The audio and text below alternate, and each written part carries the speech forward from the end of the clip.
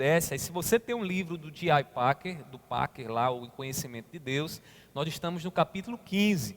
E aí eu queria que desde já você pudesse abrir a sua Bíblia comigo. Aqui alguns irmãos estão chegando agora, né? O Charles, Michel também está aqui conosco. Michel está se recuperando.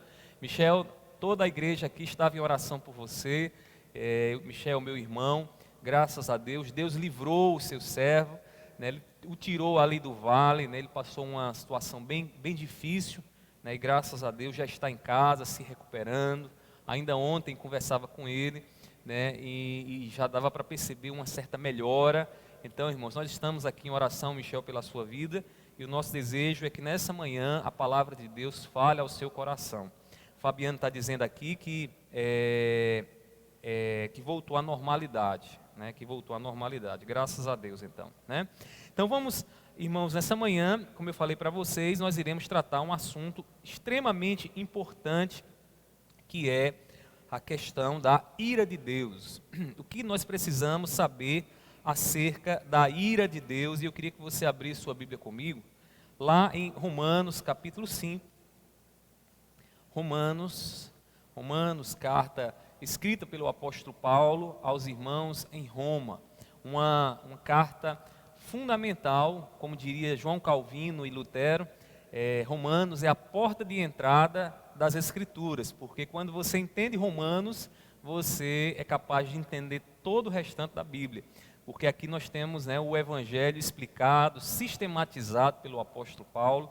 Então, abra sua Bíblia em Romanos, capítulo 5, versículo 9. O tema que nós iremos tratar hoje é o que precisamos saber sobre a ira de Deus. Então, iremos estudar esse tema que talvez faz um tempinho aí que você ouviu falar sobre ele, ou quem sabe nunca tenha ouvido falar sobre a ira de Deus. E aí nós iremos tratar sobre esse tema. Abra sua Bíblia lá em Romanos, capítulo 5, versículo de número 9. Diz assim a palavra do Senhor: logo, muito mais agora, sendo justificados pelo seu sangue, seremos por ele, por Deus, salvos da ira que virá, né? Ou seja, da ira de Deus. E aí, irmãos, que esse texto possa falar ao seu coração e que ele resuma aquilo que nós iremos tratar nessa manhã. Então, assim, antes da gente ir para a nossa lição, hoje eu queria que você pudesse participar. Então, você vai interagir aí nos comentários. Se houver alguma pergunta, o Henrique vai anotar todas elas ali, para que no final a gente possa estar esclarecendo para vocês, tirando aí as dúvidas, se por acaso tiver. Tá ok? Então, nessa manhã nós trataremos o tema, o que precisamos saber sobre a ira de Deus. Irmãos, eu tenho quase certeza que poucos de vocês já ouviram algum estudo sobre a ira de Deus. Infelizmente, esse é um tema muito negligenciado por pregadores, muito negligenciado por aqueles que ensinam o Evangelho. Se bem que, quando anunciamos o Evangelho, não faz sentido nenhum para nós proclamar uma boa notícia se antes não entendermos a má notícia. Então, antes de proclamar a salvação em Cristo Jesus, o que Jesus fez por nós, é importante que a gente entenda, né, por que essa notícia que Deus nos manda através de Cristo Jesus é tão boa. E ela é tão boa porque ela nos livra, ela nos liberta, ela nos salva de algo ruim. Então, hoje pela manhã nós trataremos sobre esse lado ruim, que a notícia que Deus traz para nós, né? Esse lado que não é um lado tão bom para o homem na sua condição natural, mas a partir do momento que o homem entende o Evangelho, ele passa a perceber, irmãos, como Deus foi gracioso, como Deus o alcançou. Irmãos, infelizmente, muitos pregadores escondem esse lado do Evangelho. E a ira de Deus, ela faz parte do Evangelho. Ela faz parte do Evangelho, como disse já aqui a vocês, porque quando nós falamos que Jesus nos salvou, que Jesus foi castigado na cruz de Cristo, o que nós vemos ali é o derramamento da ira de Deus sobre o seu Filho Jesus. E Deus derrama a sua ira sobre o seu Filho para nos livrar da ira dele, do castigo que estava reservado para nós. É por isso que quando olhamos para Jesus, nós vemos ali a boa notícia, e o Evangelho é uma boa notícia, como o próprio nome já diz, Evangelho, boa nova, boa notícia que Deus está trazendo para nós. Contudo, irmãos, essa boa notícia, ela não pode ser compreendida integralmente se nós não entendermos a má notícia. Entender que fomos salvos, né, de uma ira que estava reservada para nós. O homem que não conhece Jesus ainda, ele está debaixo dessa ira de Deus. E estar debaixo da ira de Deus não é coisa boa, né? Estar debaixo da ira de Deus é estar a qualquer momento sujeito ao castigo eterno. Porque enquanto existe vida aqui, nessa existência, né? Enquanto o indivíduo está aqui com vida, para ele há a possibilidade de salvação. Mas se ele aqui morrer sem Cristo Jesus, ele vai experimentar a ira esta revelada e manifestada, né, lá em Cristo Jesus, né, que levou sobre si os nossos pecados.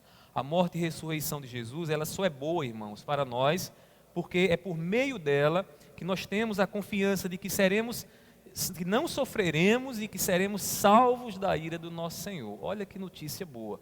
A notícia é, você que crê em Cristo Jesus, você que colocou a sua confiança em Cristo Jesus, você já não tem o que temer. O Pedro falando sobre esse temor que havia no coração da igreja, alguns irmãos estavam preocupados com relação a como seria o encontro com Deus, então ele vai dizer uma palavra de muito conforto ao coração. Ele diz que o amor lança fora o medo, e o amor de Deus por nós é manifestado na cruz do Calvário. Então, Jesus morre em nosso lugar, Jesus sofre o castigo da ira de Deus, para que eu e você não tenhamos mais medo no que está por vir. Paulo ainda diz o seguinte, lá em Romanos capítulo 8, versículo de número 1, ele diz, nenhuma condenação há para os que estão em Cristo Jesus. Detalhe, né? Antes de nos render a Cristo Jesus, nós estávamos sob condenação, nós estávamos debaixo de condenação.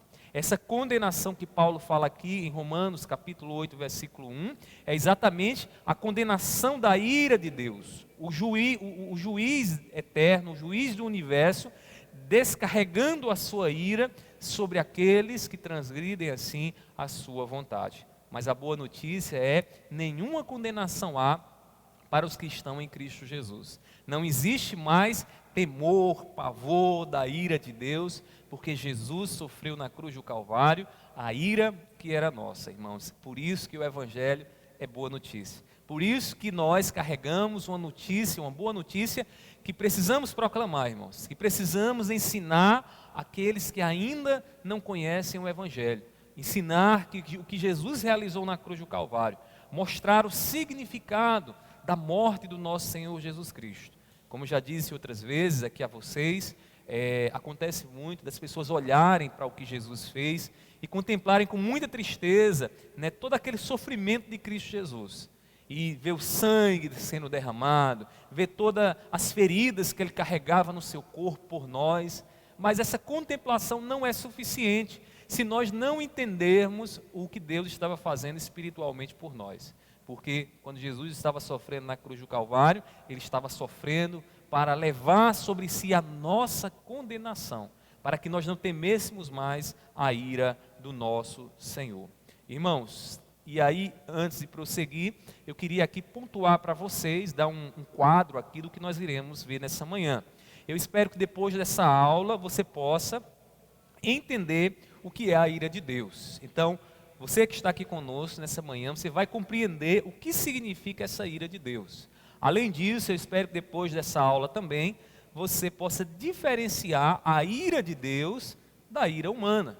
Porque tem gente que diz assim, como é que pode um Deus tão bom se irar? E aí essa associação entre a ira de Deus e a ira do homem, ela leva a um equívoco, porque alguns acham que Deus se ira, que Deus fica irado, como o homem fica irado. E aí nós faremos nessa manhã aqui uma distinção entre a ira do homem e a ira de Deus, para que você possa entender que, embora o homem fique irado e Deus fique irado, são duas coisas distintas. Além disso, nós também devemos, depois dessa aula aqui, compreender como a epístola de Paulo aos Romanos, que é essa epístola que nós lemos, nos ajuda a entender a ira de Deus.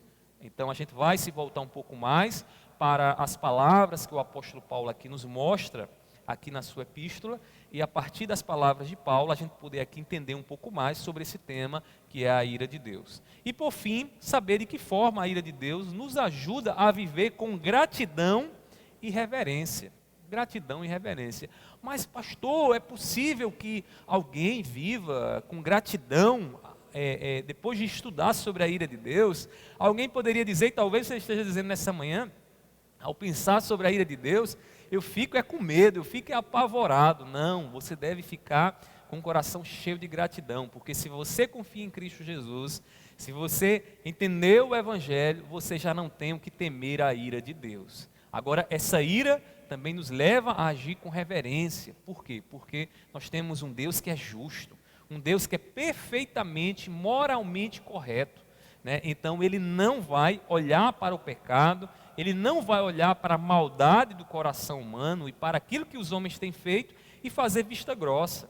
Nosso Deus é justo, nosso Deus é perfeito, e Ele, na manifestação da sua justiça e santidade, Ele há de castigar todo o pecado, Ele há de castigar todo o erro cometido, né? Porque Ele é santo, porque Ele é perfeito. Ele não é aquele paizão que faz vista grossa para os erros dos filhos, não. Ele é Deus justo, perfeito, de maneira que Ele castiga o pecado, Ele dá ao pecado a retribuição merecida por aquilo que o pecado faz. Então, você que está nos acompanhando aí, né, você vá colocando aí, se os meninos tiverem alguma pergunta, né, os meninos vão passando aqui para mim, para que a gente possa ir fazendo.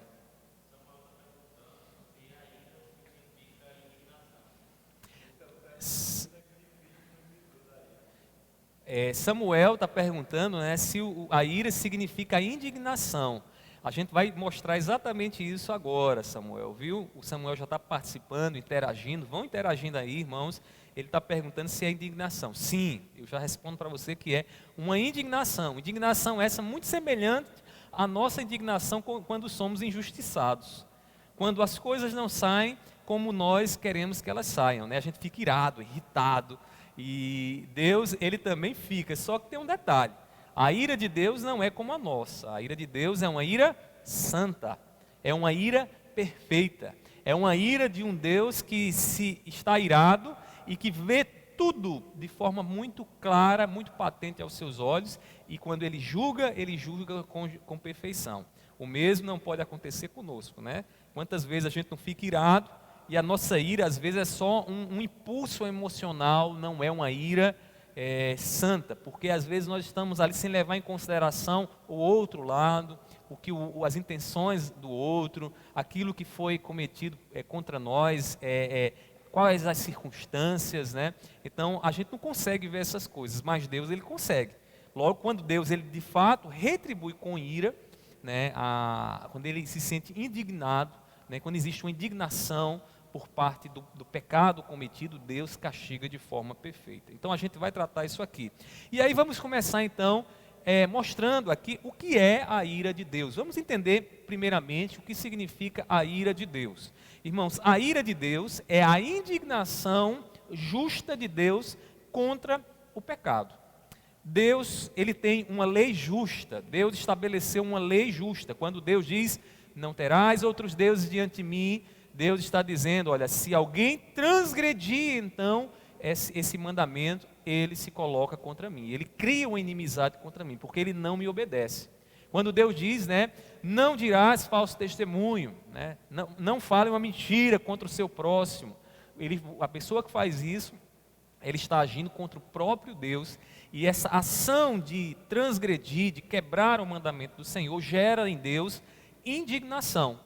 E a indignação de Deus é o que leva Deus a agir com ira. Só que a ira de Deus, como já aqui tocamos de forma introdutória, né, não é a ira como a ira do homem, é uma ira justa. A perfeição moral de Deus o conduz necessariamente à ira contra todo o mal. Perceba uma coisa, quando a gente diz que Deus está irado, nós dizemos que Deus está irado porque Deus é tão perfeito moralmente que Ele não acata, que Ele olha para o erro e Ele não trata o erro como se fosse alguma coisa normal, né? com uma certa tolerância. Ele é perfeitamente moral. Alguém que diz, olha, eu não consigo imaginar que Deus, ele age com ira para castigar, é uma pessoa que ainda não entendeu que Deus é um ser tão perfeito que na natureza dele não tem pecado. Deus, tudo o que ele faz é perfeito. Quando ele age de acordo com a sua própria natureza, Deus age de forma perfeita. Logo, a ira de Deus é exatamente essa manifestação, essa indignação justa de Deus contra todo o pecado. A retribuição de Deus, irmãos, é uma manifestação do seu caráter. Quando Deus, naquele grande dia que os homens estiverem diante dele, e ele separar para si as suas ovelhas, e separar os bodes que estão no meio do rebanho, Deus, ele vai castigar a obra de todos aqueles que pecaram e continuaram amando o pecado, irmãos, de forma merecida. Deus, ele não vai olhar naquele grande dia como alguns pensam, né? Inclusive na internet, irmãos, não é difícil vocês encontrarem pessoas que vão dizer que é inadmissível que Deus seja amor e que Deus seja ira, que Deus trate com ódio o pecado, né? Eles olham para Deus e veem Deus como aquele que vê lá o rebanho e diz, olha, não, vamos fazer o seguinte, já que vocês estão assim, eu vou tirar vocês daí, venham todo mundo para cá, a gente vai deixar para lá o pecado de vocês. Imagine um juiz, né, que está diante de um réu que cometeu um homicídio, o juiz diz assim, olha, a partir de hoje acaba aqui esse julgamento, o réu, ele está liberto, eu não vou sentenciar ele. Não há justiça, irmãos, no juiz que age assim, né? Imagine Deus, que conhece todas as coisas, que vê cada transgressão oculta do coração, que conhece, perscruta o coração. Como é que esse Deus perfeitamente, moralmente justo, irmãos, que não há falha no caráter dele, que conhece todas as coisas, como é que esse Deus não vai castigar? Ele vai castigar, irmãos. Inclusive, quando nós olhamos para a cruz do Calvário, é bom a gente perceber esse aspecto na cruz, irmãos. Por que Jesus sofreu? Por que Jesus foi rejeitado por Deus? Jesus foi rejeitado por Deus, porque Deus, para se manter num relacionamento conosco, de uma forma que nós possamos ser participantes da santidade dele, era necessário que Jesus, ele morresse. Era necessário que alguém sofresse a pena merecida de cada pecado. E o que foi que Deus fez? Deus enviou o seu Filho Jesus para morrer por você. Ele não derramou sobre você a ira dele, ele derramou sobre o seu Filho. Então, o nosso relacionamento com Deus hoje é um relacionamento que foi custoso para Deus. É um relacionamento onde Deus, ele sofreu para que nós pudéssemos estar num relacionamento de amigos com Ele.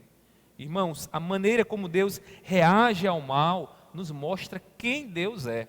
Se Deus olhasse para todo esse pecado que nós temos visto aqui na nossa geração, no nosso mundo, né, nessa época que nós estamos vivendo, e no final das contas ele não manifestasse o seu castigo, irmãos, que Deus, como é que esse Deus poderia ser santo? Como é que esse Deus poderia ser justo? Como é que esse Deus poderia ser de fato quem ele diz que é nas Escrituras, né? E ele se revela dizendo, eu sou justo, eu sou santo, e sejam santos como eu sou santo. Como é que esse Deus poderia ser isso, se no final das contas ele vai olhar para os homens e vai dizer, não, vamos fazer vista grossa aí, deixa os homens entrarem no céu como estão. Não é assim que Deus trata. Meus irmãos queridos, nós precisamos saber quem é o nosso Deus. Precisamos saber.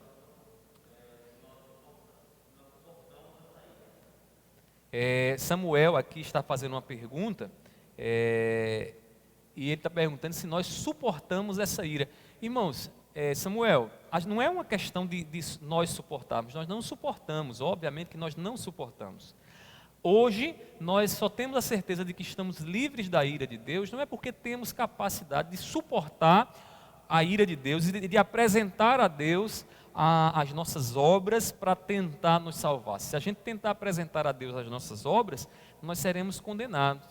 Por quê? Porque a natureza humana ela é débil, ela é fraca, ela não obedece à lei de Deus. Quando a lei de Deus serve apenas para avultar as nossas transgressões, para mostrar que somos pecadores e pecamos cada vez mais. Agora, quando nós não confiamos em nós e confiamos em Cristo Jesus, Samuel, nós somos capazes de suportar a ira de Deus pela fé. Somos capazes de suportar a ira de Deus porque eu já não confio mais em mim, eu confio em Cristo Jesus. Eu sou capaz de naquele grande dia, quando estaremos diante do tribunal de Deus, ter a certeza de que naquele dia não seremos condenados, porque nós confiamos naquilo que Jesus fez por nós. E essa é a boa notícia, isso é o Evangelho, né? Então, respondendo aqui a pergunta do nosso irmão Samuel, nós, não, por nós mesmos, não temos capacidade de suportar. Meus irmãos, nós precisamos saber quem Deus é.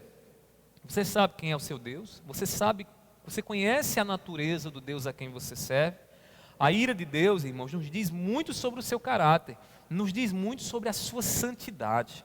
Tem um episódio que vocês devem lembrar, dos filhos lá de Arão, quando chegam até Deus, entram ali no tabernáculo para oferecer a Deus fogo estranho.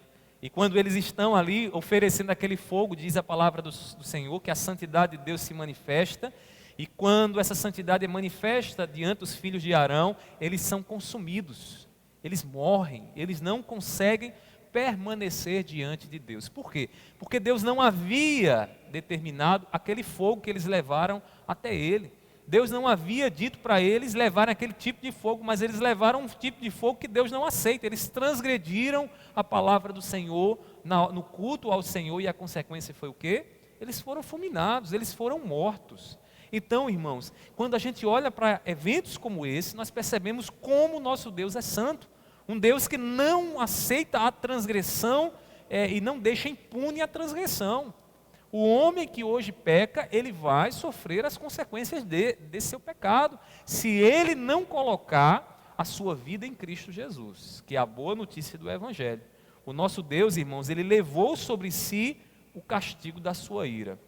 A maneira como Deus resolve a nossa situação é vindo a este mundo, se encarnando aqui para sofrer sobre si a nossa ira. E a ira santa de Deus é manifesta sobre Jesus Cristo, que leva sobre si o nosso castigo. A Bíblia, irmãos, ela nos revela duas coisas sobre a ira de Deus muito importantes, que a gente precisa entender. Então vejamos aqui quais são essas duas coisas que a Bíblia nos mostra. Primeiramente, a Bíblia nos mostra que a ira de Deus ela é sempre judicial. Judicial. O que é que significa isso? Que Deus, ele manifesta a sua ira como um castigo, como uma retribuição pela quebra da lei. É o Deus justo, o juiz do universo, olhando para os transgressores e dando a pena aos transgressores pelo pecado, pela quebra da lei, pela desobediência da lei. Então a Bíblia nos mostra isso. Eu queria que você abrisse comigo, aqui em Romanos, capítulo 2, versículo 5, diz assim, mas por ser teimoso e ter um coração impenitente, você acumula contra si mesmo ira para o dia da ira e da revelação do juízo de Deus. O que é que nós vemos aqui, irmãos? Olha só, ele diz assim, por ser teimoso e ter um coração impenitente. Nós poderíamos dizer, em outras palavras, um coração transgressor, um coração que está sempre inclinado a transgredir, a desobedecer à vontade de Deus. E Paulo está dizendo aqui que quando o coração age assim, ele faz o que? Ele acumula para si ira, castigo, juízo. Porque Deus, ele há de julgar, segundo a sua lei, segundo a sua vontade, o comportamento, as ações de todos os homens. Aí vem aquela pergunta que talvez você esteja aí já coçando os dedos para colocar aí nos comentários. Pastor, nós estaremos diante daquele juízo, naquele grande dia? Sim, estaremos. A palavra do Senhor diz que todos os homens comparecerão diante do tribunal de Deus. Agora, diante do tribunal de Deus, diante do juízo, do juiz do universo, nós que estamos em Cristo Jesus não temos o que temer. Por quê? Porque naquele grande dia, o nosso advogado estará lá, dizendo, eu levei os pecados deles, eu sofri por eles, por estes que creram, e nós não temeremos então o juízo de Deus. Mas aquele, e se for o seu caso, você que está nos ouvindo nessa manhã, fique atento, é hora de se arrepender e de se voltar para Cristo Jesus. Se você está nessa situação ainda de olhar para Deus e achar que sua vida, né, Deus vai tolerar no final tudo que você tem feito, eu quero lhe dizer, se arrependa, creia em Cristo Jesus, porque não há salvação se você não confiar naquilo que Jesus fez por você. Mais uma pergunta aqui.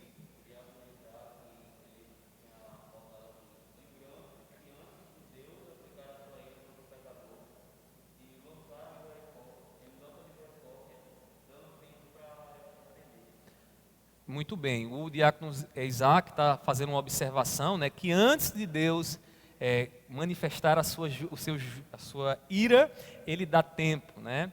Ele lança misericórdia para aqueles que ainda não creem em Cristo Jesus. E em outras palavras, né, Isaac, ainda tem tempo de você que está nos ouvindo, você que está aqui nessa manhã participando dessa escola dominical, mas que não confia em Cristo Jesus, ainda dá tempo para você se arrepender. E esse tempo é uma revelação, uma manifestação da misericórdia de Deus. A gente chama isso, Isaac, de longanimidade. É Deus estendendo um pouco mais o tempo antes de manifestar o seu juízo final ali, quando Ele estará julgando todos os homens. Então, enquanto há vida, enquanto há fôlego de vida, há tempo de se arrepender, há tempo de se voltar para Cristo Jesus e confiar nele como Salvador. Samuel está perguntando, diga-se.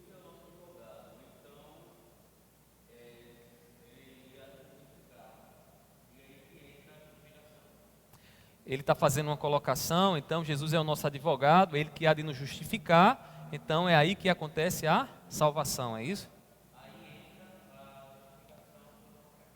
Isso, exatamente. Jesus, Ele morre por nós, a confiança que temos em Cristo Jesus, né, a justificação é pela fé. O que é justificação? É ser perdoado, ser aceito por Deus. Nós somos aceitos por Deus porque Jesus, Ele morre por nós, né? Jesus, Ele morreu por nós para que nós pudéssemos ser aceitos por Deus. E isso chama-se justificação, é aí que a justificação acontece. Então, vimos que a ira de Deus, ela é sempre judicial, mas o que é que a Bíblia ainda nos diz? A Bíblia também nos mostra que a ira de Deus é algo que as pessoas escolhem para si. Eu sei que você pode estar dizendo assim, pastor, mas não é você que está dizendo que as pessoas vão ser condenadas. Não, irmãos. O que a Bíblia nos diz é que é uma escolha do homem. O homem escolhe para si mesmo, na sua condição natural, estar debaixo da ira de Deus. Você sabia disso? Quer ver um exemplo disso, de forma prática, antes de nós olharmos na Bíblia? Muitas vezes nós pregamos o Evangelho, dizemos a salvação, anunciamos a salvação em Cristo Jesus, e o indivíduo, mesmo sabendo que aquilo ali é o meio de salvação, ele consegue ouvir suas palavras, ele diz, não, eu não quero isso aqui não, eu não quero isso aqui não, ainda sou muito novo para isso, né? Outros dizem, confiando nas suas próprias obras, eu vou melhorar um pouquinho, né? E quando eu melhorar um pouquinho, eu vou para a lei dos crentes, não é assim que eles dizem? Irmãos, essa escolha de ouvir, e mesmo assim, sabendo o amor de Deus, não se render ao amor de Deus, é um ato de escolha. É um ato de escolha. E o pior de tudo é que essas escolhas são motivadas pelo pecado.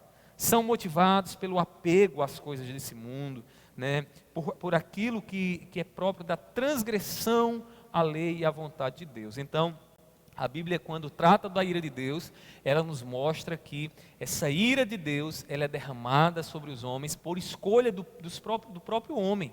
Quer ver? Vamos ver o que é que a Bíblia diz? Abra a sua Bíblia aí, lá em João, Evangelho de João, capítulo 3, versículo 18 e 19. Escute bem o que diz aqui a palavra do Senhor. João, capítulo 3, 18 e 19. Quem nele crê não é condenado, mas o que não crê já está condenado. Ou seja, quem crê não é condenado, é salvo. Não está mais debaixo da ira, né? Ele não está mais debaixo da condenação. Mas o que não crê, e quem é o que não crê? O que não quer. Aquele que escuta o Evangelho diz, eu não quero isso. Eu vou viver a vida como eu quero. A vida quem faz sou eu, como eu bem entendo, né? E esses estão distantes cada vez mais da luz, estão em trevas. Aí ele diz no versículo 19, a condenação é esta, escute bem, a luz veio ao mundo, e quem é a luz? Jesus. Mas os homens amaram mais as trevas. O que é as trevas? O pecado. A sua condição de ignorância, Amaram mais as trevas do que a luz, porque as suas obras eram más. Então, a escolha que o homem faz, né, as escolhas dos homens traz para si mesmo o castigo, a ira de Deus. E se você diz a alguém, olha, você precisa se voltar para Cristo Jesus, ele vai dizer, não, eu não quero. O que eu quero mesmo é permanecer nessa situação em que eu estou. Então, irmãos, é terrível. Mais outra pergunta?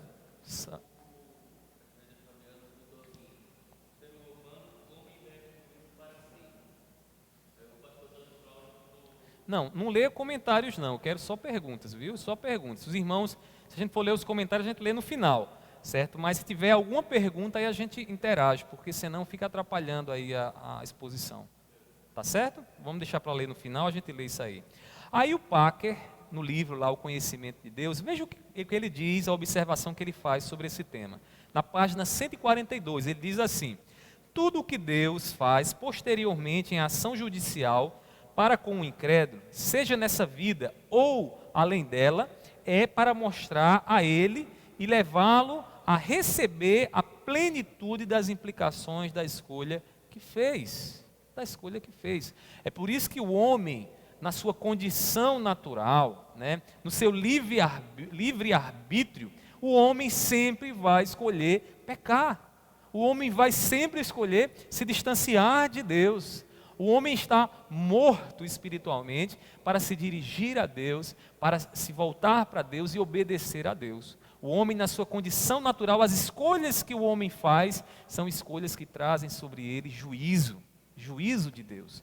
Então, meus irmãos, é por isso que quando a gente evangeliza, a gente leva o evangelho, a gente precisa orar ao Senhor para que Deus toque o coração, transforme o coração, para que o coração seja regenerado e possa então receber de bom grado o amor de Deus em Cristo Jesus. Irmãos, mesmo que o homem seja alertado do castigo que virá, ele sempre optará pelas trevas. Se nossos corações estão inclinados a servir a Deus, é porque nós fomos alcançados pela graça. Sem a graça, nós estamos debaixo da ira de Deus. E o que é a graça? É Deus chamando você, chamando a mim, para estar agora debaixo dos cuidados dele, dos cuidados do nosso Senhor. Então, irmãos, entendamos aqui o que é a ira de Deus. A ira de Deus é a indignação justa de Deus contra o pecado. É Deus manifestando judicialmente, né, a penalidade pelas transgressões do pecado.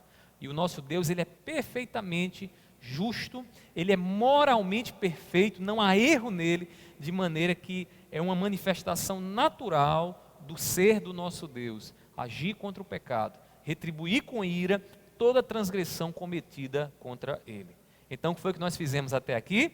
Definimos então, e agora nós sabemos o que é a ira de Deus. Aí vem a segunda questão: essa ira de Deus é igual à ira dos homens? Né? Porque alguém olha e diz assim, poxa, como pode Deus agir como eu ajo, né?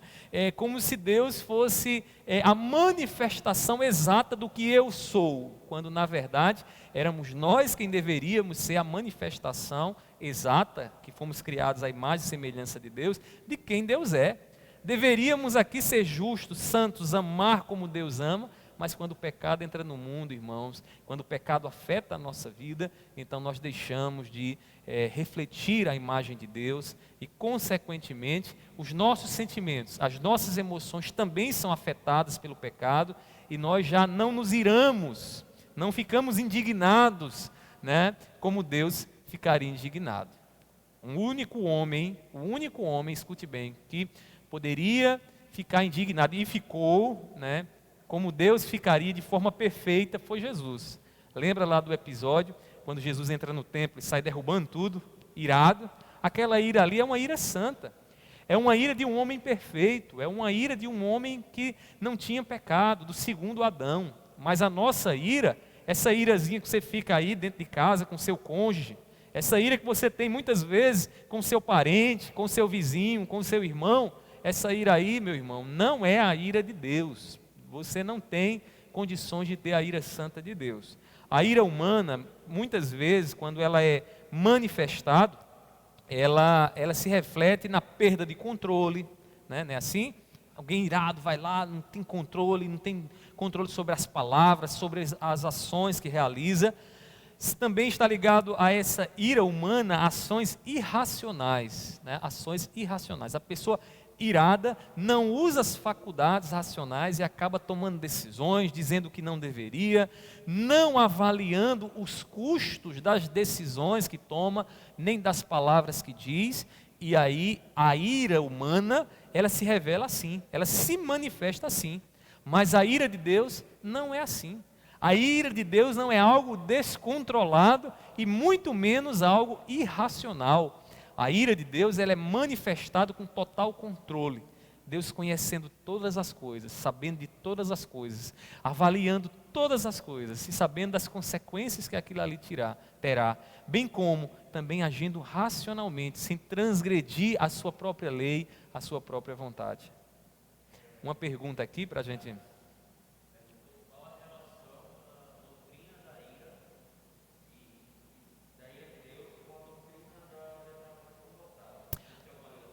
Sim, Charles, meu irmão, está perguntando, né? Qual a relação entre a doutrina da ira de Deus e a depravação total? Uma relação direta. Porque a depravação total, irmãos, é o homem perdendo a sua capacidade de estar num relacionamento de paz, de harmonia com Deus por causa do pecado.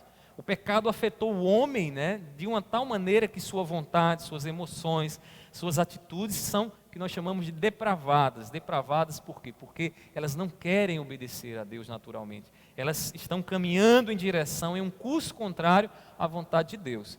Em consequência a essa depravação, Charles, que aconteceu lá em Adão e que nós herdamos, a consequência disso é a manifestação da ira de Deus. Agora, Deus ele não manifestou de uma vez por todas o seu juízo, e no momento que Adão pecou e matou todo mundo, exterminou todo mundo, né, ele não fez isso por quê? Porque Deus é misericordioso, né? Deus é longânime. Agora, se você olhar lá nos primeiros capítulos do Gênesis, você vai perceber que quando nós vemos lá no capítulo 11 em diante, o que é que nós encontramos lá? O juízo de Deus. O juízo de Deus. Nós vemos o juízo de Deus também no dilúvio, como também ali na Torre de Babel, lembra lá da divisão de línguas, né? Tudo aquilo ali é manifestação do juízo de Deus, da ira de Deus sobre o pecado humano.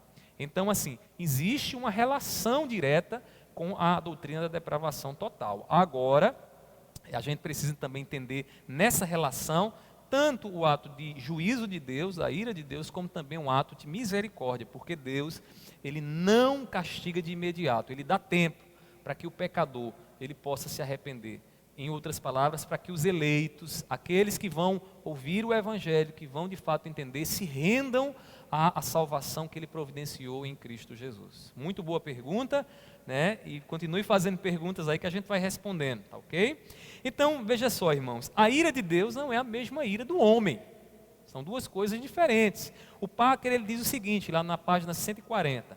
A ira de Deus, na Bíblia, nunca é caprichosa, autoindulgente, né? Autoindulgente quer dizer, eu vou fazer uma coisa, fiz uma coisa lá errada, vou pedir ali para depois tentar me consertar, né, diante daquilo que eu fiz. A ira do homem sempre faz assim, né? Você diz uma coisa, poxa, eu não deveria ter dito aquilo ali, aí depois você tem que se pedir perdão, você tem que pedir perdão por aquilo que você cometeu. Irritável, ele diz, né? Moralmente ignóbil, ou seja, não é nobre, né? A ira do homem não é nobre, a de Deus, pelo contrário, é nobre. Deus sempre julga com perfeição, como geralmente ele diz, é a raiva do homem, a raiva do homem. A dificuldade que muitos têm em compreender como pode Deus ficar irado, né, está relacionado à linguagem que a gente chama, me permitam aqui usar o termo, antropomórfica. O que é isso? É uma linguagem própria do homem, né, que é colocada em Deus. Então, quando a gente fala da ira, humanamente, a gente sabe no homem o que é essa ira, né? Nós sabemos que sentimento é esse, que emoção é essa. Mas quando nós usamos essa mesma linguagem para Deus, aí a coisa se complica. Então a razão de haver confusão na compreensão da ira de Deus é porque a linguagem antropomórfica muitas vezes dificulta a gente entender como é essa ira de Deus, porque a gente tende a olhar para Deus como a gente olharia para nós. É como a palavra arrependimento, né? Quando a Bíblia se refere ao arrependimento de Deus, alguém pode dizer, poxa, eu como ser humano, eu me arrependo porque eu fiz algo de errado, correto? Você vai se arrepender porque você não deveria ter agido daquela forma e agiu. Mas Deus não é assim. O arrependimento de Deus não é porque Deus olhou e disse, poxa, errei aqui, agora eu vou fazer de novo as coisas. Não.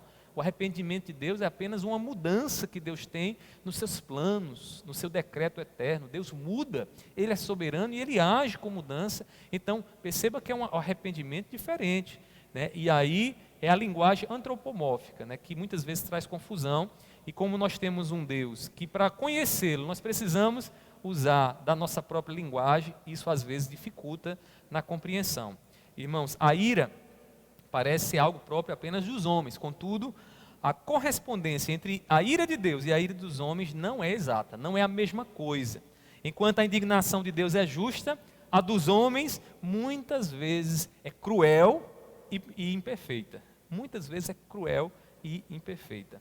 Irmãos, nós precisamos compreender os homens à luz de Deus, e não Deus à luz dos homens, à luz dos homens. Não é isso que acontece aí fora? Alguns dizem o seguinte, não, nós precisamos entender que Deus é fruto da cultura, como se Deus, ele não fosse um ser manifestado, como se Deus fosse, ou melhor, um ser revelado, como se Deus fosse um ser criado pelos homens. Alguns homens, numa reunião, disseram, vamos criar um Deus? Então a gente começa aqui a dizer o que esse Deus é. E aí, quando esses homens decidem o que é Deus, Deus é fruto do homem, fruto da cabeça do homem. Nós não podemos entender Deus dessa forma, porque o Deus da Bíblia, irmãos, está para além do entendimento do homem, está para além das capacidades do homem de pensar e raciocinar. O que nós temos nas Escrituras são a revelação de um Deus perfeito, de um Deus que frustra os planos dos homens, de um Deus que se coloca diante da sabedoria dos homens e mina a sabedoria dos homens, porque a sabedoria dos homens não é capaz de entender o nosso Deus. Então, quando nós contemplamos um pouco mais do nosso Senhor, nós precisamos entender que o nosso Deus, irmãos, é quem ilumina o entendimento da nossa vida, e não nós quem iluminamos o conhecimento de Deus. O Criador, Ele nos mostra a perfeição. O pecado, ele corrompeu as nossas vidas de uma tal maneira que não podemos nos irar de forma santa. Não podemos, e graças a Deus por isso. Se bem que tem gente que acha que às vezes está irado de forma santa. Não, a minha ira é totalmente justa, né? Paulo vai dizer, né, irai-vos e não pequeis, né? Irai-vos e não pequeis. E ele usa uma ilustração muito interessante para isso, na exortação dessa questão da ira. Ele diz, não deixe o sol se pôr sobre a ira. O que significa isso? Se você está indignado por uma injustiça que você sofreu, o que é que você deve fazer? Você deve perdoar. Você deve ser longânime, você deve olhar para o outro e tolerar aquilo ali o mais rápido possível, porque se você ficar remoendo a ira no seu coração, esse moído que vai ficar no seu coração vai cada vez mais ali destrinchar o seu coração e criar raízes de amargura a ponto de afetar outras pessoas. Em termos práticos, deixa eu lhe dizer uma coisa, você está irado com alguém, né? Em termos práticos funciona assim, eu sempre vejo isso. Você está irado com alguém, você não perdoou, aí você fica remoendo aquela história. Vai remoendo, vai remoendo. Aí o que é que acontece? Aí você, na primeira oportunidade que tem de uma conversa, com um diálogo, com outra pessoa que não tem nada a ver, o que é que você coloca na mesa? A sua ira, o seu sentimento de vingança, a sua indignação. E você começa a regimentar para si mesmo o quê? Partidários. Pessoas que vão olhar para a sua causa e vão dizer, você tem razão e ele está errado. E perceba como a coisa vai se alastrando, né? E se você não perdoa, se você não age com misericórdia, com longanimidade para com aqueles que te ferem, o que é que vai acontecer? Outras pessoas vão ser afetadas. Você vai criar uma teia do mal na sua vida. Pessoas vão ser feridas, machucadas, pessoas vão ser lançadas contra outras por conta da sua ira. A ira, irmãos, nós podemos ter E vamos ter muito nessa vida, porque há muitos momentos que a gente se vê indignado. A igreja, nesse momento, está indignada com a injustiça que nós estamos sofrendo, né? Porque o que está acontecendo, essa história da igreja está trancada, irmãos, nos leva a perceber a injustiça que estamos sofrendo. Porque como é que eu vou para um shopping, como é que eu vou para um restaurante, está todo mundo lá se esbarrando e a igreja do Senhor está trancada. Que tranque, mas tranca a igreja e tranca também o bar, tranca o restaurante. Mas nós fomos injustiçados e isso gera em nós uma ira, né? Só que nós não podemos, irmãos, nos deixar controlar por essa ira. Nós precisamos pedir ao Senhor longanimidade, que é próprio do Espírito Santo, né? Para que a gente possa saber lidar com essa situação. Então, irmãos, nós precisamos entender isso, entender que a ira do homem e a ira de Deus são duas coisas diferentes. Foi o que nós fizemos até aqui, só a título de recapitulação. Vimos o que é a ira de Deus, agora vimos que a ira de Deus é diferente da ira do homem, e aí vamos agora nos voltar um pouco mais para o pensamento do apóstolo Paulo, né? Vamos entender um pouco mais o que é que Paulo agora nos ensina acerca dessa ira, e ele tem muito a nos ensinar acerca dessa ira. Se você tem alguma pergunta, vá colocando aí nos comentários, não fique só na vontade de coçar, de colocar, coloque para que a gente possa aí aprofundar aquilo que estamos expondo aqui. Irmãos, na carta de Paulo aos Romanos, né, o apóstolo, ele nos mostra como a ira de Deus, ela se revela. A carta de Paulo aos Romanos é uma das cartas que mais trata sobre essa questão da ira de Deus. E nós, para entendermos a ira de Deus, precisamos observar com mais detalhes, de forma atenta aquilo que o apóstolo Paulo tem aqui a nos dizer. E aí, primeiramente, quando Paulo vai falar sobre a ira de Deus, ele vai nos mostrar que a ira de Deus, ela se revela na consciência de cada pessoa. Veja o que diz o capítulo 1, versículo 28 de Romanos. Abra sua Bíblia aí, certo? Pegue sua Bíbliazinha aí, acompanhe conosco, Romanos, capítulo 1, versículo de número 28. Diz assim a palavra do Senhor: e por haverem desprezado o conhecimento de Deus, o próprio Deus os entregou a um modo de pensar reprovável, para praticarem coisas que não convêm. Observe que Paulo diz assim, haverem desprezado o conhecimento de Deus. Esse conhecimento de Deus aqui que Paulo se refere, é o conhecimento que há na consciência de todo homem. Quando um homem, por exemplo, ele diz uma mentira, a sua consciência o leva a ter um conhecimento de Deus. Por quê? Um conhecimento de Deus não para salvação, mas um conhecimento que a gente chama de geral, uma revelação geral de Deus, que todo homem pode ter, porque ele sabe que se ele, por exemplo, diz uma mentira, ele não deveria dizer aquela mentira. A sua consciência o acusa. Da mesma forma, se o homem adúltero, ele vai adulterar, ele sabe que não deveria trair a aliança que fez com sua esposa. E por que ele não deveria? Porque a sua consciência o acusa. E essa consciência o acusa dizendo o seguinte: não faça isso, porque se você fizer isso, você vai trazer sobre si juízo, ira de Deus. Todo homem, em seu estado natural, não precisa ser crente, ele pode chegar a essa conclusão, de que a sua ira, a sua consciência manifesta a ira de Deus na mente dele. Então Paulo está nos dizendo aqui, no capítulo 1, versículo 28, que a ira de Deus, ela se torna patente, visível para os homens, né? E os homens podem perceber na sua própria vida a partir do momento que eles exercitam a consciência, percebendo que todas as vezes que eles agem contra a consciência, eles estão acumulando para si mesmo ira do Senhor. O homem, irmãos, que transgride a voz da própria consciência, traz juízo de Deus sobre si. Naquele grande dia, sabe o que é que vai acontecer? Deus vai dizer bem assim: lembra daquele pecado que você cometeu e que eu estava lá através da sua consciência dizendo para você, não faça, não faça. Sabe aquela mentira que você sabia que era uma mentira, mas você decidiu agir contra a sua consciência? E Deus vai dizer, era eu dizendo a você, não faça. Mas você fez, e a consequência está aqui, a retribuição da sua ação.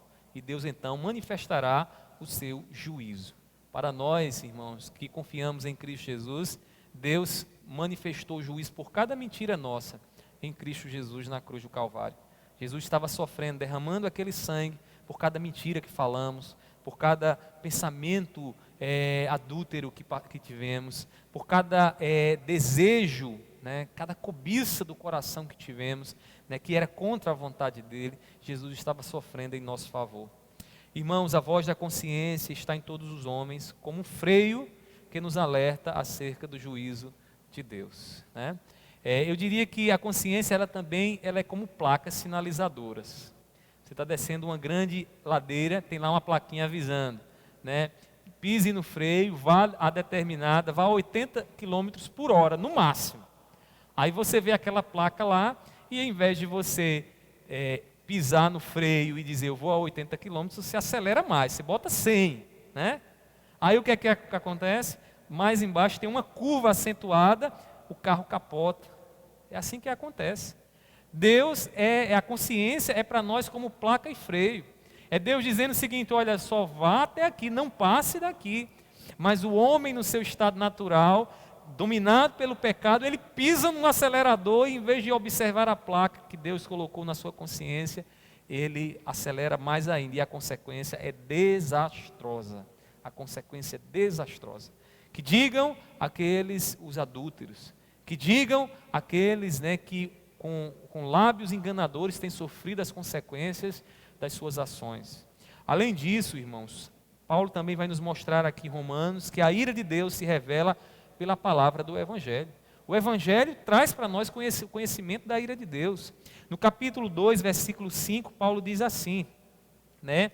Mas por ser teimoso e ter um coração impenitente, você acumula contra si mesmo ira para o dia da ira e da revelação do justo juízo de Deus. O que é que Paulo está falando aqui para os irmãos lá em Roma? Ele estava pregando o Evangelho, ele estava expondo o Evangelho, e na exposição do Evangelho, ele estava mostrando que há um dia reservado para a manifestação da ira de Deus sobre todos aqueles que irão passar por essa vida sem confiar em Cristo Jesus.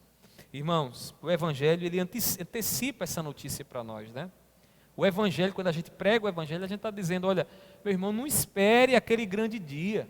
Hoje mesmo, confie em Jesus e passe a viver hoje mesmo confiante em Cristo Jesus. Não espere o dia do juízo, porque quando o dia do juízo não vai ter mais escapatória. Deus vai manifestar o seu juízo ali, trazendo à tona todo o pecado e retribuindo cada pecado cometido. Então, Paulo nos mostra que o Evangelho deixa patente para quem quiser ver, né, que a ira de Deus é algo que vai acontecer mais adiante. Além disso, Paulo nos mostra que a ira de Deus também se revela em situações atuais da humanidade. E agora, aqui nós criamos uma ponte com aquilo que nós estamos vivendo agora.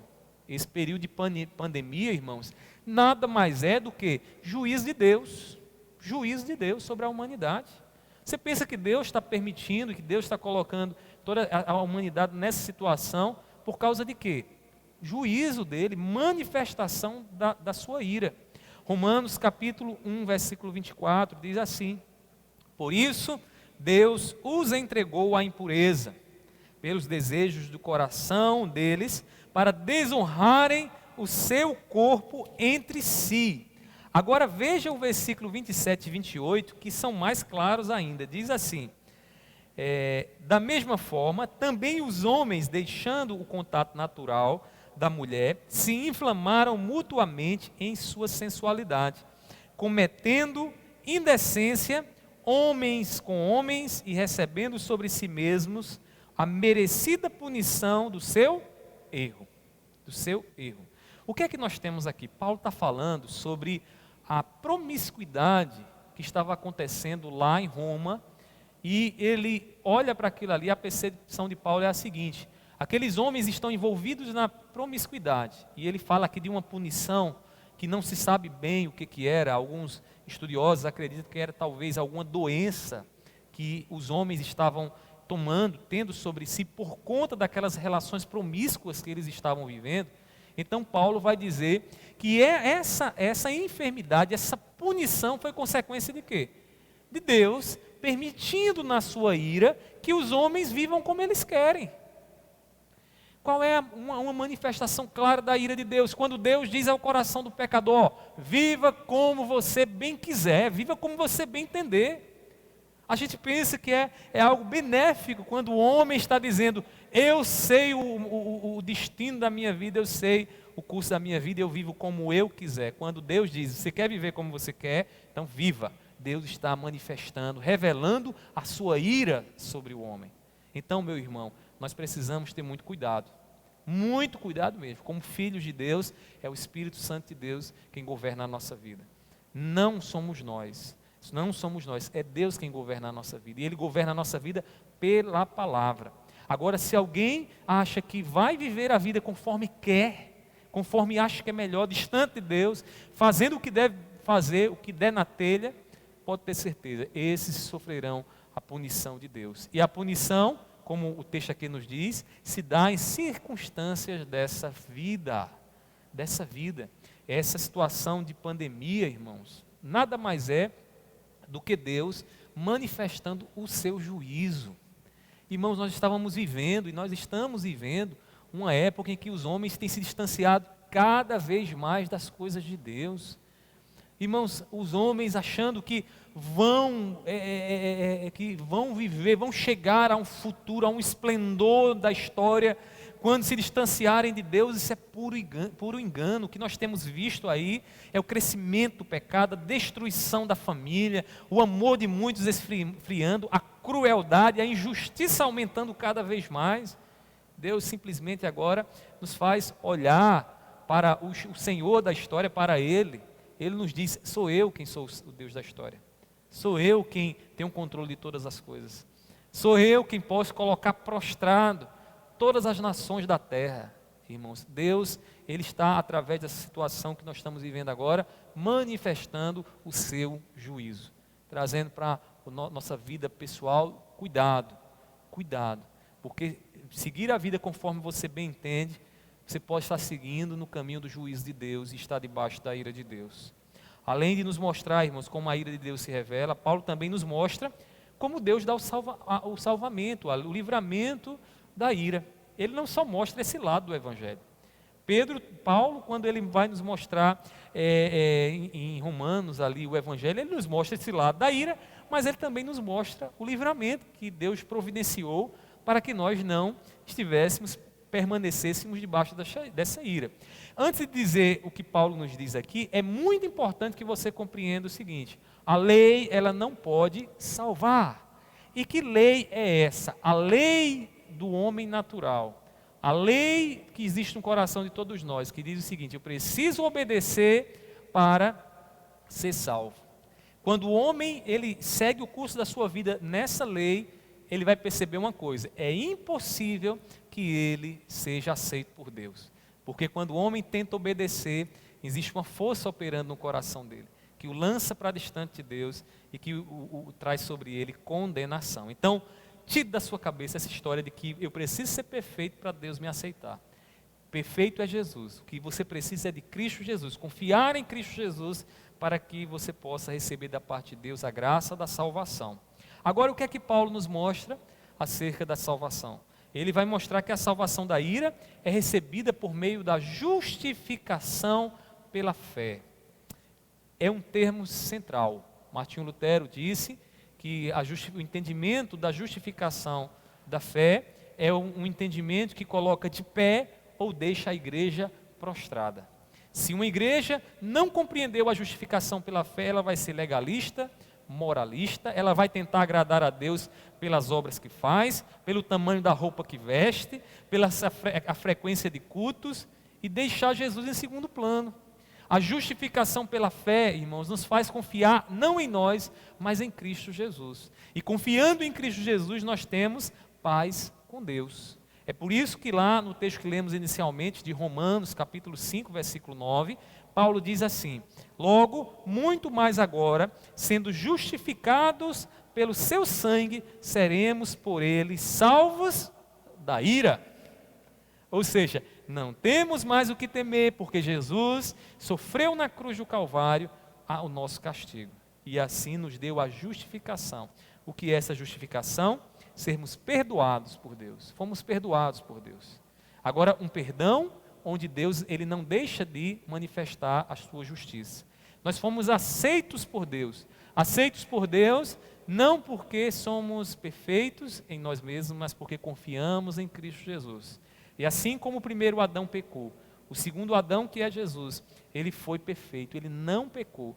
E nós estamos no segundo Adão pela fé, de maneira que podemos agora nos relacionar com Deus sem temor, sem medo, recebendo da parte dele a bênção, a graça, o seu cuidado, o seu carinho, a sua atenção, porque Jesus nos deu tudo isso.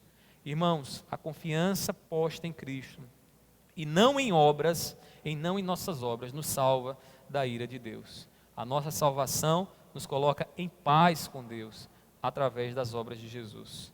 Concluindo aqui, as nossas palavras, vimos o que é o pecado, ou melhor, o que é a ira de Deus, vimos a diferença entre a ira de Deus e a ira do homem, vimos agora o que Paulo nos mostra acerca dessa ira de Deus e do livramento que Deus nos dá dessa ira, e eu queria concluir com você mostrando algumas coisas mais que vão nos mostrar como o entendimento da ira de Deus favorece a nossa espiritualidade.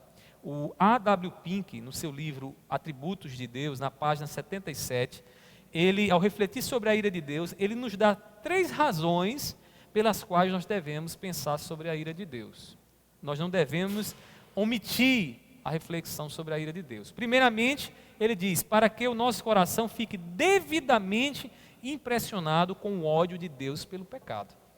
Então, refletir sobre a ira, estudar sobre a ira de Deus, é salutar para o nosso coração, porque nós temos uma compreensão como Deus abomina o pecado.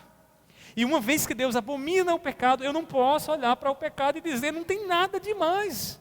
Porque o meu Deus, o Deus a quem eu sirvo, o Espírito Santo que está em mim, ele me faz também odiar o pecado assim como Deus. Então nós precisamos refletir, entender a ira de Deus, para que nós compreendamos de forma devida o ódio que Deus tem pelo pecado. Pinker ainda nos diz mais alguma coisa. Ele diz que nós precisamos contemplar e refletir sobre a ira de Deus para gerar um verdadeiro temor em nossas almas para com Deus. E que temor é esse? Saber que na minha condição, distante de Jesus, sem ter Jesus no meu coração, eu não tenho nada de bom para aguardar. Eu tenho um juízo de um Deus que age terrivelmente, de um Deus que perscruta cada pensamento, de um Deus que sabe aqueles pensamentos que você teve no seu quarto trancado, na calada da noite e sem falar para ninguém, nem para si mesmo. Deus conhece cada pensamento do seu coração e Ele julgará cada um segundo esses pensamentos. E Pinker ainda nos diz, para encerrar, que nós devemos contemplar e estudar a ira de Deus para levar a nossa alma a um louvor fervoroso a Jesus Cristo, por ter nos livrado da ira vindoura. Ou seja, louvor. Agradecemos ao nosso Senhor Jesus Cristo, que com compaixão, com misericórdia, se encarnou aqui neste mundo para morrer por nós, para que nós não estejamos debaixo da ira, mas debaixo do amor e do favor de Deus. Eu queria encerrar com 1 Tessalonicenses, capítulo 1, versículo 10, diz assim: e para aguardar dos céus o seu Filho Jesus, a quem Ele ressuscitou dentre os mortos, a saber, Jesus, que nos livra da ira vindoura. Jesus nos livrou, Jesus te livrou da ira vindoura. Meu irmão, não deixe de pregar, não deixe de anunciar aos seus filhos, aos seus parentes, o que Jesus fez por eles, para que eles possam ter, assim como você, razões de louvor, razões de agradecer a Deus, para agradecer a Deus, por aquilo que Ele fez em favor de suas vidas. Que Deus nos ajude, que o Espírito Santo nos ajude a tratar a ira de Deus de forma solene e com muita gratidão em nossos corações. Ótimo, quem está perguntando? A nossa irmã Amanda, seja bem-vinda, minha irmã. Não sei se você está em casa, no trabalho, que Deus lhe abençoe se você estiver trabalhando, né? Infelizmente tem que trabalhar no dia de domingo, né? Deus lhe abençoe, é você e o Joelson, viu? A Amanda fez uma pergunta muito interessante, né? Por que que Jesus é chamado de segundo Adão, né? Segundo Adão. Vamos entender aqui, Amanda, e irmãos. Jesus é chamado de segundo Adão porque isso tem uma referência direta com o primeiro Adão. Quem foi o primeiro Adão? O primeiro Adão foi aquele que foi criado lá no Jardim do Éden. Então, quando Adão entrou num relacionamento com Deus, havia um pacto entre a Deus e Adão. E qual era o pacto? Adão deveria obedecer aquilo que Deus havia estipulado. Se Adão obedecesse, ele estava debaixo da bênção. Mas aí Deus disse: olha, Adão, se você não obedecer, comer da árvore do conhecimento do bem e do mal, você vai morrer, você vai se afastar de mim, o pecado vai lhe levar para distante de mim, você não vai ter mais esse relacionamento comigo. Aí o que é que o primeiro Adão fez, Amanda? Ele pecou, ele transgrediu, ele comeu da árvore que Deus havia proibido, do fruto proibido. Consequentemente, ele ficou debaixo de pecado e numa situação de pecado ficou debaixo de condenação. Então, o que foi que aconteceu dali para frente? A consequência do primeiro Adão em nós é trazer sobre nós pecado, juízo. Por quê? Porque na condição natural nós somos pecadores, nós não conseguiremos obedecer a Deus, porque o segundo Adão nos fez desobedientes a Deus. Então nós estamos na situação natural. Um homem quando nasce, né? Bernardo, meu filho, ele, o pequenininho, já nasceu debaixo do legado do primeiro Adão. E qual é o legado do primeiro Adão? Querer agradar a Deus com as obras, querer entrar num relacionamento com Deus pelas suas próprias obras. Só que as obras dele são obras de pecado. E se ele não confiar em Cristo Jesus, ele também estará, né, condenado, ele sofrerá o castigo de Deus no final da sua vida, quando se encontrar com Deus. Agora, onde é que entra o segundo Adão? O que o primeiro Adão não cumpriu, o segundo Adão vai cumprir perfeitamente. O que é que Deus queria do primeiro Adão? Obediência plena, perfeita. Mas o primeiro Adão não cumpriu, não foi perfeito. Como Paulo diz, né, o segundo Adão é Cristo Jesus. Então, em Cristo Jesus, o que é que acontece? Jesus cumpre perfeitamente, obedece perfeitamente aquilo que o primeiro Adão não obedeceu. É interessante você observar isso, Amanda, na história do próprio Jesus, porque assim como o primeiro Adão foi tentado lá no Jardim do Éden, o segundo Adão também foi tentado lá no deserto. E ele não cedeu, ele permaneceu firme na vontade do Senhor. Detalhe, ele fez mais do que isso. Esse primeiro Adão, além de ter obedecido perfeitamente a Deus, ele nos salvou da ira. Por quê? Porque esse primeiro Adão, além de ter sido perfeito, ele sofre as consequências dos nossos pecados. Então, o segundo Adão, ele toma sobre si os nossos pecados e Deus castiga no segundo Adão, né, o castigo que era nosso. Dali para frente, Deus estabelece agora o quê? Um relacionamento, um pacto firmado na fé, né? Então eu confio em Jesus, o meu segundo Adão, né? E confiante no segundo Adão, eu posso ter a certeza de que não serei condenado. Pelo contrário, naquele grande dia quando Ele vier e restaurar todos nós, nos der um novo nome, um novo corpo, um corpo glorificado, estaremos em perfeita harmonia com Deus, como o segundo Adão esteve em perfeita harmonia com o Pai. Então, é essa relação do primeiro Adão e do segundo Adão. A gente chama segundo Adão porque a Bíblia se refere a Jesus como segundo Adão, né? Leia, depois você lê aí o Romanos, você vai perceber que a epístola de Romanos vai tratar sobre Jesus como segundo Adão, capítulo 5, dê uma olhada lá depois e você vai ver aí essa beleza que Jesus traz para nós, essa boa notícia que Jesus traz para nós, tá bom? Então, espero que você tenha compreendido aí, Amanda, né? E se os irmãos tiverem mais alguma pergunta, eu estou aqui observando, né? Isaac participou aqui, né? Isaac, quem tem ouvidos, ouça o que o Espírito diz à igreja, né? Maravilha, Isaac, é isso mesmo. Além disso, Samuel também é nesse momento que todos se lembram dele, no momento de socorro, né? Samuel está enfatizando isso. A nossa irmã Amanda também fez essa colocação. O pastor Antônio Cláudio está dizendo, correto, sempre vamos ficar indignados, mas igualmente está escrito, não pequeis, cabe ao cristão saber se o que sente é indignação por injustiça ou inveja e sentimento de vingança. Então aqui fica a orientação também que contribui aí na reflexão dessa manhã.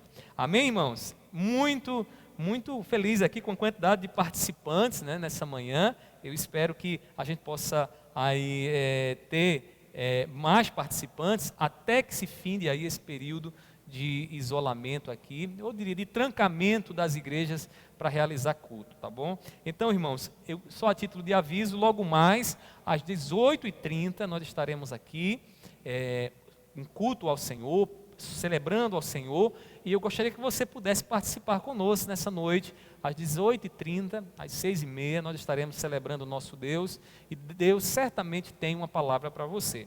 Se alguém mais tiver alguma colocação, né, alguma pergunta, fique à vontade. Isaac está dizendo aqui, amém, Samuel também, amém, Gesiel e Carmélia também, né, uma alegria ter vocês aqui. E nós vamos nesse momento fazer uma oração, e nessa oração vamos colocar aquilo que ouvimos nessa manhã, para que Deus nos ajude a gozar com gratidão, com alegria, com louvor fervoroso, né, o Evangelho do nosso Senhor Jesus Cristo. Vamos orar? Axa também está dizendo aqui, saudades de cultuar com os irmãos, Axa. Estamos com saudade também, minha irmã, viu? Infelizmente, essa situação que nós estamos vivendo agora, mas precisamos manter a nossa fé, né, manter-nos unidos aí. Eu acho que essa é uma oportunidade que temos, né, dentre outras, de poder estarmos aqui através das redes sociais, interagindo um pouco mais. Então não deixem de orar, leiam a palavra, lembre-se que nosso fortalecimento está aqui, ó. Está aqui na oração e na palavra.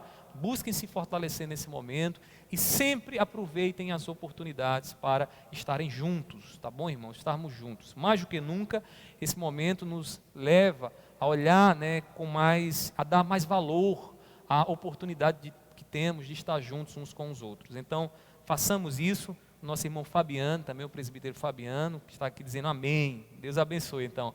Vamos orar? 6h30, eu espero encontrar vocês aqui. Pessoal aí do Elohim, façam um esforço para estar aqui. Vamos fazer um culto de celebração ao nosso Deus, o Deus que nos livrou da ira, tá bom? Então vamos orar ao nosso Deus.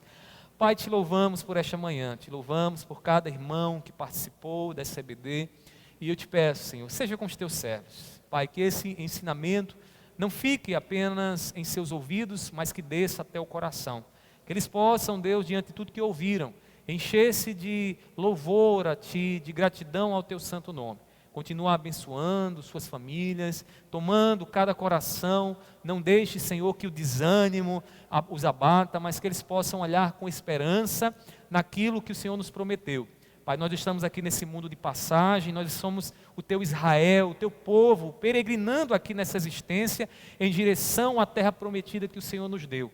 E nós sabemos que a parada final não é aqui. A parada final está por vir, e nós pedimos, abençoe suas vidas, e que logo mais à noite estejamos todos aqui reunidos para cultuar e adorar o Teu santo nome, porque Tu és digno de todo louvor, Tu és o Deus que nos livrou da ira eterna, da ira vindoura, e nós Te louvamos e Te agradecemos por isso. Assim eu Te peço, assim eu Te agradeço, recebe a nossa gratidão e o nosso louvor nessa manhã, em nome do Teu Filho amado Jesus, amém, amém.